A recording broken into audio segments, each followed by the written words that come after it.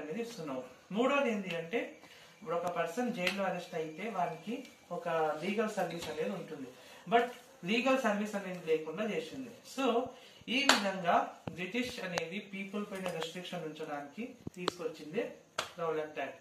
First one ఏంది, ఎటువంటి warrant లేకుండా సర్చ్ చేయొచ్చు, అరెస్ట్ చేయొచ్చు. సెకండ్ వన్, అరెస్ట్ చేసిన పర్సన్ ని ఎటువంటి ప్రొసీడింగ్ లేకుండా వానికి పనిష్మెంట్స్ అట్లా పెట్టవచ్చు. థర్డ్ వన్, వానికి ఎటువంటి లీగల్ సర్వీస్ అనేది అందుబాటులో ఉండదు.